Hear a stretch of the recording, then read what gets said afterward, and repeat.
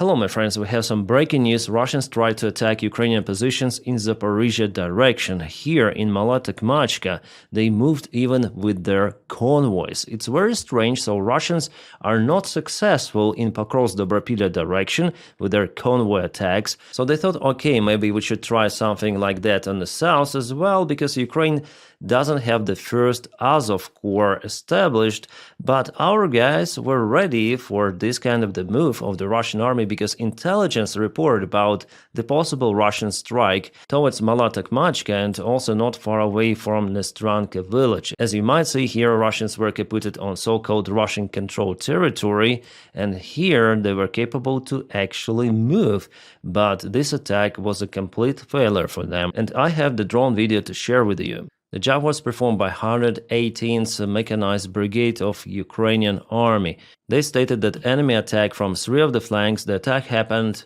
yesterday. Yeah, today, by the time I'm recording this video, it's 21st of October. But the attack happened on 20th of October, and here you can see the Hunger Russian vehicles on the way. There are some of the Ukrainian drones going, and I can show you just still images of kabooms. One drone is usually not enough for those Russian hangar vehicles. So here kaboom, kaboom, vehicle continued the movement. Here once again kaboom, and still there is a movement. So you have to use lots and lots of the FPV drones to chase those Russian tanks with their armor. With some of the lucky shot that was capable to break through the vehicle defense. As you can see, one more is burning, and the one that stuck in the trenches was finished with the drone drops. That's it. Some of the Russian infantry forces were capable to land in Mala-Tokmachka ruined buildings, but later on they were finished by even HIMARS. Yeah, here Ukraine used HIMARS. Well, Russians definitely managed to reach this settlement, but the outcome for them is complete cancellation. You may see here, and Ukraine used some of the artillery. Let's check it out. Yes, as I showed to you, it was HIMARS definitely. It looks like it, and geolocated in Mala-Tokmachka. Well, Russians expanded the gray area. That's their only achievement, but we are not speaking about the presence of the Russian army here. They were flatlined. As you might see in this direction, Ukraine is using some of the aviation even. There was the strike on Russian buildings. Yeah. Well, actually, it's a Ukrainian building that was taken by Russians, that's why I called it like that. But it was also geolocated, confirmed Ukraine is using aviation all around the front lines. Also, this vehicle was caputed probably from the same convoy just on the way. Yeah, it gives us the reference for the same video with coordinates, the video which I showed you before. The problem in this direction for Russians that the terrain is pretty much flat and there are not many forest patches or tree lines where Russians could hide their vehicles or their troops, and every attack of Russia is pretty much visible by Ukrainian surveillance drones, which limits the actions of the Russian army. Here, advancement with Russian even sabotage groups, small ones, is kind of complicated. But yeah, it was not the only direction. Russians also went over here.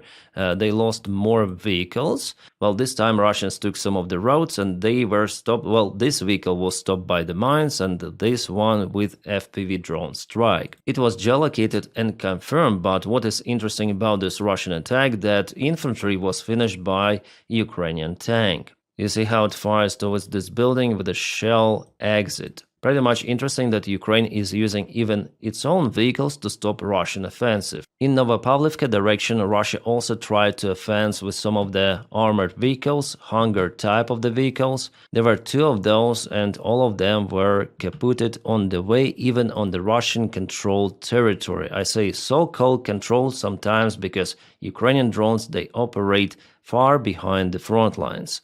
Yeah, vehicles were hit, infantry landed out in some of the forest line, but later on was chased and finished. A usual story for Russians, so we have this some sort of the deja vu from 2023 and 2024. Then Russia attacked not just with the infantry forces, but also using big, long convoys, armored vehicles, tanks, everything. And now they reincarnate this stuff, but all of that brings them severe, absolutely crazy losses. And what I see here that Ukraine managed to kaput even Russian artillery system far away. Oh, it was a Grad system, PM-21 Grad, definitely on fire. As you might see, Russians are trying to use some of the protection for the system. Well, in this case, not just track was hit, but the artillery launching unit itself, so it was kaputted. Geolocated, confirmed, really far away from the zero line of the front lines. And this is the most fresh video from Zaporizhia direction. One more Russian midwave attack happened on the south. Many of the vehicles Russians used and all of them were chased by Ukrainian FPV drones. Totally, Russia used 20 of the vehicles in this strike. Also, there were some of the motorcyclists and everything of that was kaputted. The job was performed by Ukrainian Brigade Roniny. And this video I got from Sternenko channel, who supports drones for those units. So for a single day, the losses of Russia in Zaporizhia direction are comparable to what they have lost recently in Pokrovsk-Dobropilya. It is crazy. Why they're doing it, I'm out of clue, but it's good that they're doing it because Ukraine nails them very hard. I read Russian military bloggers, including Strelkov, war criminal, who continues somehow to type something on Telegram. Well, his wife does it, but they have some sort of the communication connection. So Strelkov is in shock as well. And many other military bloggers of Russia too, that what is happening is madness with those convoys. So Russian military command, they know it, but probably they don't have another choice because their commands coming for them continue to push, propel with vehicles, without vehicles, as you want, but you need to take more ground. That's it. So here Russia was not successful despite significant amount of the forces they used recently. Well, Russians also tried to advance towards Stepnogorsk, and there is the expansion of the gray zone for now. Ukraine works with some of the artillery systems on Russian positions, and the Russians are moving closer to the settlement.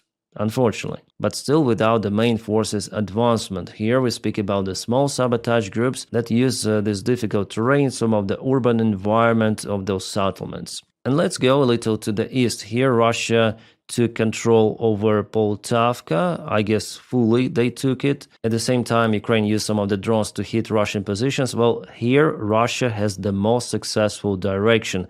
They still hesitate to use their armored vehicles here for whatever reason. Probably they decide to use those in the most robust Ukrainian defense directions. In this direction, they advance with their infantry, motorcycles, all-terrain vehicles, and they back up everything of that with lots of the aviation strikes. As you might judge on those kind of the symbols over here, and Russia recently started to modernize their aviation gliding bombs. They convert those into some sort of the cruise missiles. I think you might call those cruise missiles in this case. Then Russia puts the jet engine to expand the range. So now the estimate range of those kind of the gliding jet missile bombs is roughly 200 kilometers, which is pretty much high. Potentially Russia may reach Poltava from its own territory and also the capital city of Ukraine, Kiev. This Russian gliding bomb was found in Poltava region of Ukraine, FAB 500 it is, and it was equipped with a jet engine. Luckily,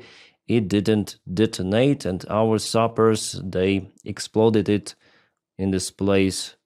Yeah, that's the new type of it. Well, as it was said, it is equipped with a jet engine, but I don't see it here. Probably it is connected underneath or somewhere. So Russian aviation unfortunately might be more successful with the strikes, and they may save their airplanes not coming close to the front lines. But from what I know, Ukraine is working on some of the anti-gliding bomb warfare, which will be presented pretty much soon, I hope.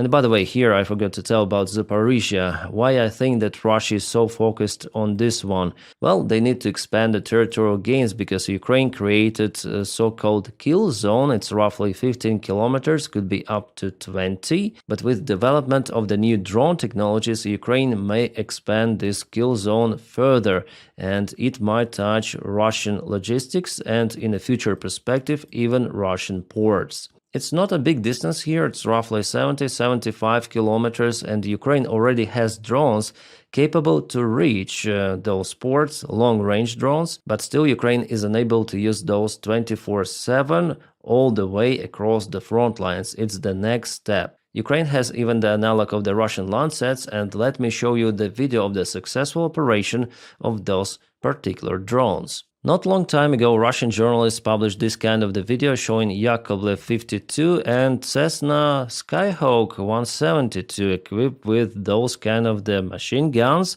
Those airplanes are being used by Russia to shut down Ukrainian drones, which are entering the Russian airspace. So here you can see some sort of the tail gunner with Kalashnikov. But this drone video is presented by Ukrainian SBU. Here's this particular airfield with those particular aircraft which are being aimed and hit by Ukrainian Lancet drones. I don't know how Ukraine calls those, but definitely it looks like Lancet. And here's the outcome. Sorry guys, I cannot show you the kaboom itself like video. For more details, please check out my Telegram. That's the restriction of this platform. Yeah, not just a single airplane was hit, but some others as well. Well, it's really hard to tell where it happened. I think somewhere at the bordering region with Ukraine, somewhere in Belgorod Oblast or maybe Kursk. Well, many thanks, Russian propaganda, for giving us the information about those light airplanes which are used to shut down Ukrainian drones.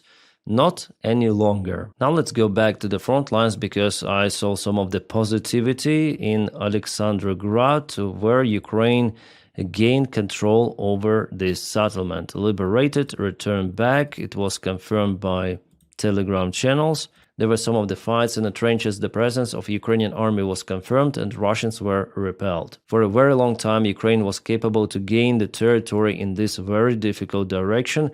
And as you see, Ukraine also hit some of the Russian vehicles, Russian artillery system. Yeah, it was Grad once again, so it was kaputted very, very far away. As for Pokrovsk, well, there are no any changes. The fights continue inside the settlement, inside the town as well. In Dobropilya direction, also nothing new. In Konstantinovka direction, there are attempts of Russia to move further with small sabotage groups, but the front line is standstill. Kupiansk, very difficult situation for Ukraine. Russia uses drones, Ukraine as well. And we have the update from the deep state military map that give us the advancement in Malinivka yesterday and today. Also, Russians occupied Poltavka. I already mentioned it for you. So yesterday and today. And Kalinivsky, also light Russian offensive in this area. As I continue to tell here, Russians every day, almost every day, take the ground in Zaporizhia, Dnipropetrovsk and Donetsk regions. But still, this movement is not enough for them to break through Ukrainian defense lines. The main defense goes through Pokrovsk and towards south. An interesting case today happened in Hungary and also Romania. Some of the oil facilities and also refineries affiliated with processing Russian oil caught fire.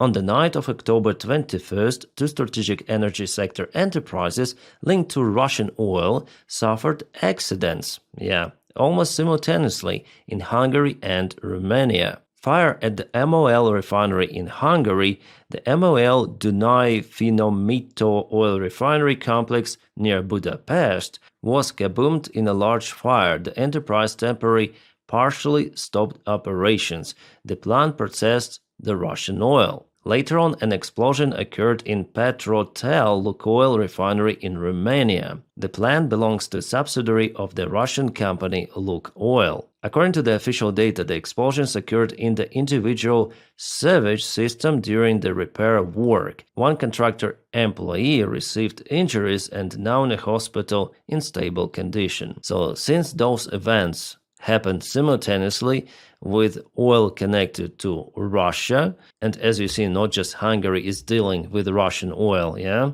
I think that it's impossible for it to be some sort of the coincidence. People smoked at the wrong place at the same time? No, I think it could be also a false flag operation to accuse Ukraine for some of the attacks on European partners, because just European partners now influence Ukrainian military, giving own weapons and also purchasing weaponry from the United States of America. So there could be also the action of Russia towards that direction, but I'm here so far not sure. It could be everything. I'm just gonna monitor the situation. It is very, very interesting. But so far, Orban is not screaming, oh, it's Ukraine, Ukraine. No, he's pretty much calm, and today he's invisible. What I do not understand is the cooperation between Russia and Georgia. So Russia ships first oil to new refinery in Georgia. Because Ukraine hits refineries on territory of Russia, Russia is now looking for alternates where to refine its oil. So they called Georgia, the country which they attacked back in 2008, and they agreed that Georgia will just refine Russian oil and send fuel to Russia. Crazy. Georgia now has a really pro-Russian government. Yeah, there are some of the protests of people, but they cannot change the situation. I think that the only way possible for them to change it is like Ukrainians did back in 2014, just using force against police, government. Their government just does not react on peaceful protests. We see it, we saw it, and yeah, it's like that. Russia has established its full control using the soft power. It's the variant where Russia was definitely successful. Well guys, we have some interesting news, but I don't want to make this video long. That's why I'm gonna sleep and film one more video for you in several hours. Bear with me and subscribe for the channel, by the way, not to miss my videos. My friends, separate thanks for my Patreon supporters and also members of this channel. Guys, you make my job possible. And I wish you all a peaceful sky wherever you are, and have a great time.